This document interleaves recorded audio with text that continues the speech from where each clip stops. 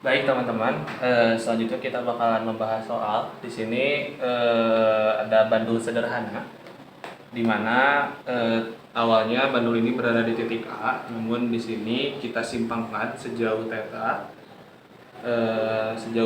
hingga sampai di titik B, yang kemudian benda ini akan dilepas sehingga nanti akan melakukan getaran atau osilasi di titik A, C hingga kembali lagi ke titik B.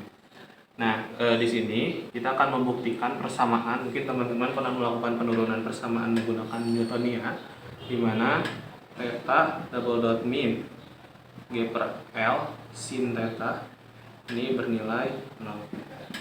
Kita akan menggunakan metode Lagrange untuk bisa mengetahui bagaimana konfigurasi sistem atau bagaimana bentuk umum untuk dapat kita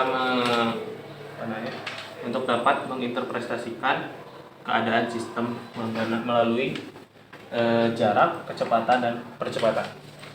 Mungkin yang pertama kita perlu membuat terlebih dahulu garis titik acuan atau garis koordinat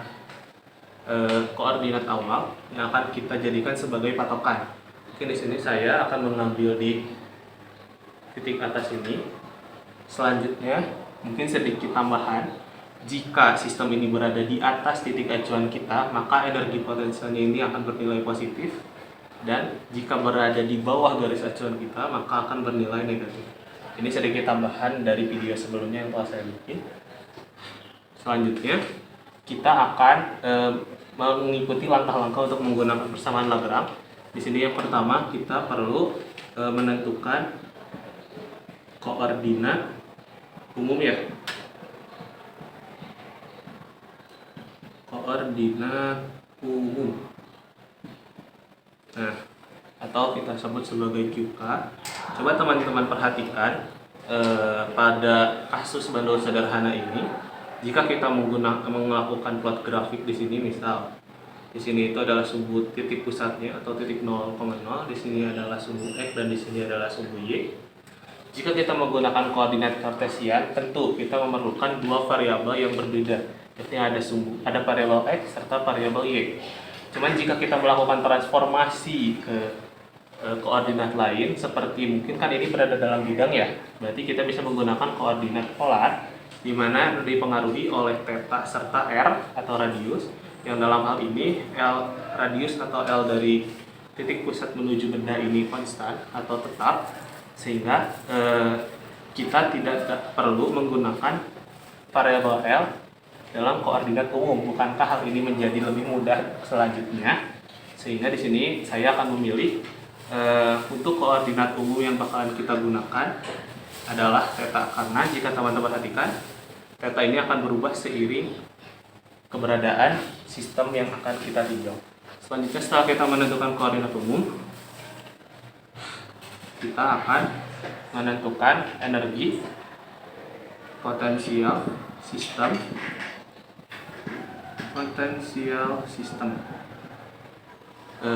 Persamaan umum terkait energi potensial sistem ini, seperti teman-teman ketahui bahwa V itu adalah MGH untuk kasus bandul seperti ini. Namun karena kita di sini menggunakan Lagrange, maka variabel V ataupun nilai V ini perlu bergantung terhadap koordinat umumnya, yang dalam hal ini berarti karena kita menggunakan theta, maka V ini harus dalam bentuk variabel theta, sehingga nilai H yang ada di sini perlu kita transformasi untuk bisa berubah menjadi variabel theta. Mungkin teman-teman perhatikan gambar lagi. Jika kita lihat, H yang akan kita tinjau adalah nilai ini, di mana H ini merupakan ketinggian bola atau bandul dari titik awalnya.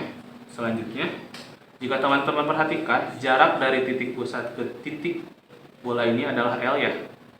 Sehingga, dan juga dengan menggunakan trigonometri, teman-teman bakalan tahu kalau misalkan nilai ini dari titik pusat ke titik ini, ke titik sebelum L, ini adalah L cos theta. Mungkin saya ini adalah L cos theta, dan yang di sini adalah sejauh ini adalah L.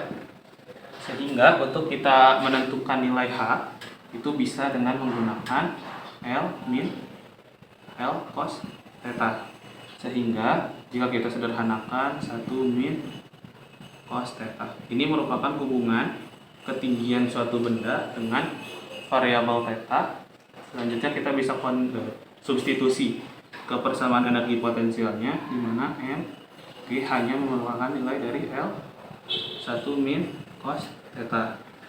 Kemudian karena kita tadi meninjau sistem titik acuan kita adalah di atas sistem, maka energi potensial untuk sistem ini berada di bawah titik acuan kita, sehingga nilai dari V itu harus negatif, min MGL 1 min cos theta. Ini merupakan perjanjian tanda yang sebelumnya telah saya jelaskan.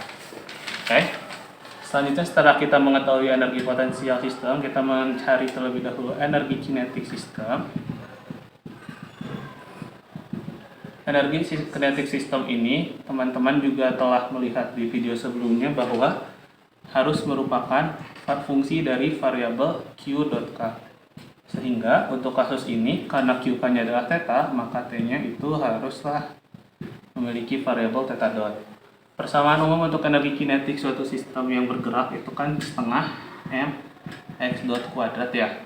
Nah, karena di sini dalam variabel X dot, kita perlu mentransformasi kembali dalam bentuk theta dot.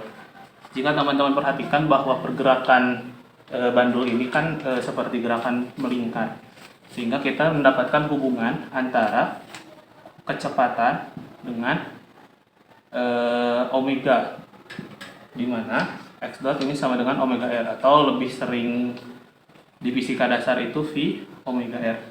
Nah, seperti teman-teman ketahui, omega itu merupakan turunan pertama terhadap sudut fase, sehingga ini merupakan d theta dt.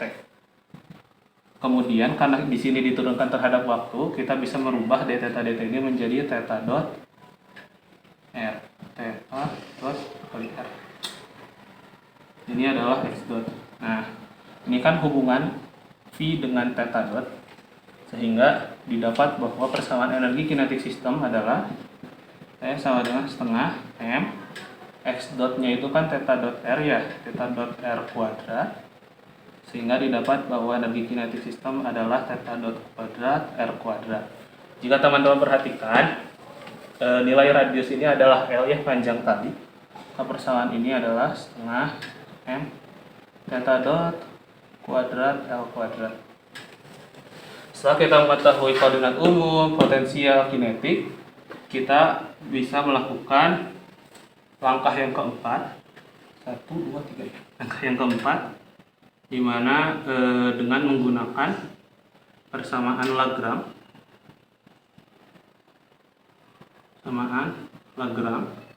Di mana persamaannya yakni L sama dengan T min V. Kita substitusi saja nilai T-nya tadi setengah M theta dot kuadrat L kuadrat dikurangi untuk potensialnya negatif, sehingga ini jadi positif, M G L 1 min cos theta.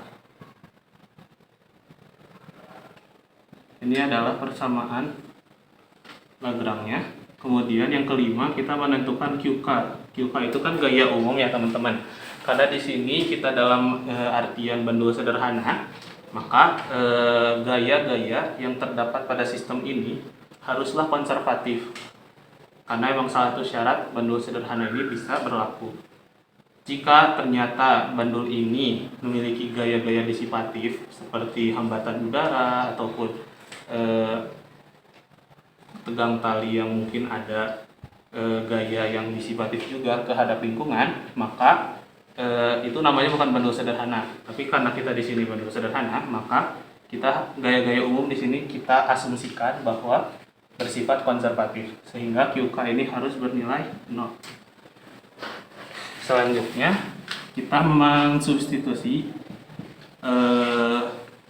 ke persamaan Lagrange dalam bentuk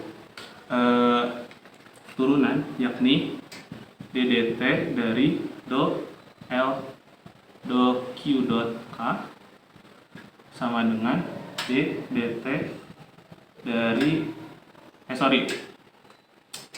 sama dengan do Q K terhadap L. Nah, yang pertama mungkin kita bisa mencari terlebih dahulu do L do Q K dot L, berarti do Q dot K L. Karena di sini mungkin teman-teman bisa melihat untuk suku yang pertama ini terdapat variabel theta dot, sedangkan suku yang kedua ini tidak terdapat variabel theta dot, maka nilai turunan parsial terhadap QK dot untuk suku kedua ini bernilai 0, maka kita perlu menurunkan suku pertama saja. Sehingga karena ini parsial ya, setengah M dan L kuadrat itu nanti bakalan konstan, karena kita hanya menurunkan terhadap variabel theta dot. Dan notasi theta operator do theta bisa do theta dot bisa kita masukkan ke dalam persamaan theta dot kuadrat. Oh iya, ini QK dot ya, karena QK nya tadi theta, jadi kita bisa merubah ke do theta dot. Next, turunan theta dot kuadrat berarti 2 theta dot ya, jadi 2/2 M L kuadrat theta dot sama dengan M L kuadrat theta dot. Selanjutnya kita mencari di ruas kanan, yakni do QK, karena QK nya theta berarti do theta ya, sama dengan, lihat pada suku pertama ini tidak ada variabel theta, sehingga nilai suku pertama ini harus bernilai 0. Selanjutnya kita hanya meninjau suku yang kedua, karena di sini diturunkan terhadap theta, maka variabel M, G, L ini kita anggap konstan, kita bisa keluarkan dari operator turunan, sehingga operator turunan hanya berlaku pada 1 min cos theta saja.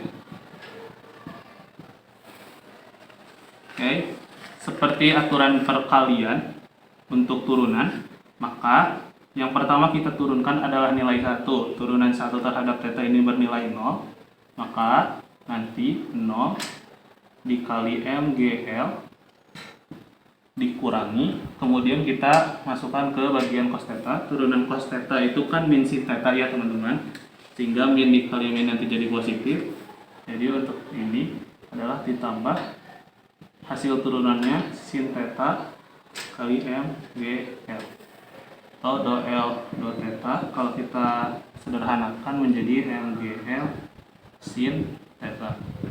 Selanjutnya kita substitusi ke persamaan umum ini, umum Lagrange untuk bentuk turunan, maka didapat DDT do L do QK dot, kan nilai do theta dot ya, nilainya ML kuadrat theta dot, sama dengan ruas yang kanan do L do theta, maka nilai ML sin theta. Karena ML kuadrat ini sifatnya konstan, mungkin teman-teman perhatikan sistemnya ya, masanya itu tetap, panjang tali tetap, maka operator turunan bisa langsung kita operasikan terhadap variabel theta dot. Di ML kuadrat DDT dari theta dot sama dengan MGL sin theta. ML kuadrat bisa kita bagi kedua ruasnya, ML kuadrat, sehingga didapat bahwa ini kan nilainya 1, sisa DDT theta dot MGL dibagi ML kuadrat, berarti kita bagi jadi G per L sin theta, sehingga karena theta dot diturunkan terhadap waktu, dapatlah theta double dot. Mungkin teman-teman ingat kembali di bab kinematika, sama dengan GL sin theta, dan kita pindah ruaskan ke ruas kiri, theta double dot min G per L sama dengan GL sin theta, G per L sin theta sama dengan 0. Terbukti bahwa persamaan umum, baik kita menggunakan cara Newtonian ataupun cara Lagrange, itu menghasilkan persamaan umum yang sama.